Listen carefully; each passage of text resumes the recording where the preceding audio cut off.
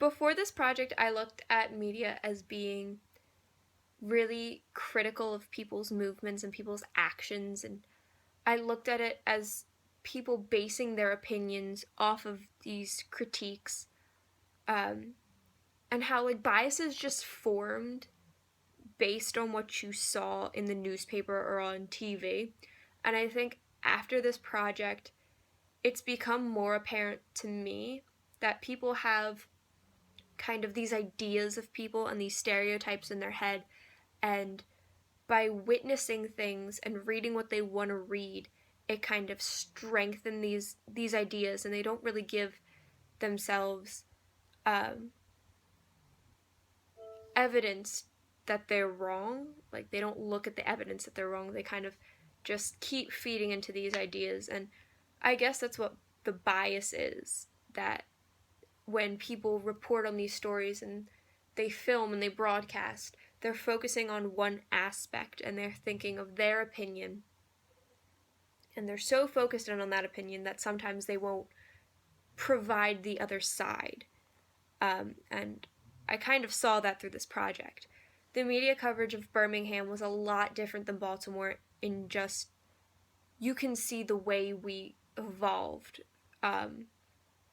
from broadcasting and showing our opinions, because Birmingham, Alabama at this time was a very racially diverse and segregated community, and people got it in their heads that they were this supreme group, that they could say whatever they wanted and they wouldn't be opposed.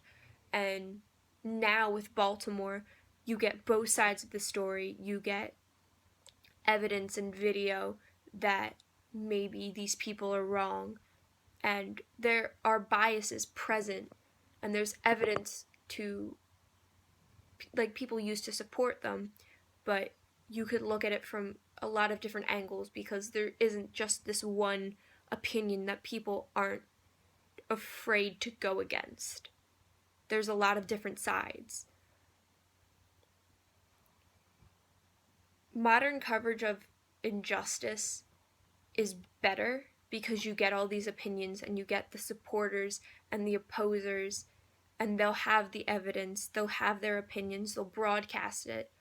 But I think some people are too opinionated that they won't have room to compromise, and whatever they say or think is right is like end all be all. They won't have room for this compromise or other people's opinions, and I think that's where a lot of problems come in, because they aren't willing to work with other people.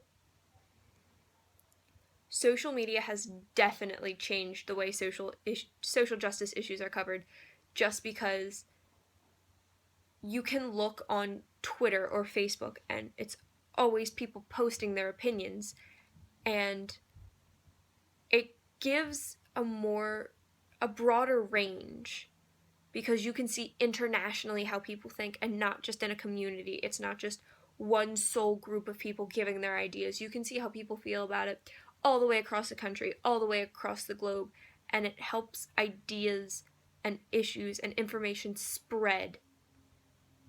And I think that helps a lot, but it also hurts a lot, because it creates new issues and new problems where there shouldn't be. If I were covering this story today, I saw this question as covering Birmingham. If Birmingham was to happen today, I don't know, I guess I would do my best to film what was going on, to post it on the internet, and to put my opinion, not put it so brashly and so harshly that I will automatically make enemies. I'll keep myself open to other people's opinions as long as they're not, like, going against my morals, I feel. I don't know how I would explain that, but, like, I have a set way of thinking, and yes, I'm open to interpretation. I'm open to other people's opinions, but if somebody goes against something that I believe, say I find murder immoral, if these people don't have a good reason and they believe that murder is moral and it's the right thing to do, I won't pay as much attention to that. But I feel like if I covered this story today and I did it how I would want it, I would show both perspectives. Even if I favor one side more, I will show both perspectives and I will get people's opinions on them. I would display effective leadership, as I said, by giving both sides and not siding with just one, because the moment you present a bias, you are automatically singling out an entire side, and you are going to make enemies, and they're not going to take you seriously. And even people on the side that you support, there might be people that find flaws and holes in your statement. And with any social media today, people are very critical. Not just social media, any media. People are very critical. And they'll really analyze what you're saying. So you have to be careful. And to display leadership in your coverage, you have to be very on your game. And you have to know what you're saying. You have to do research before you say anything, because it will get messy, and there's people who believe wholeheartedly in a statement, and you have to be prepared to back up what you believe, or else people aren't going to take you seriously.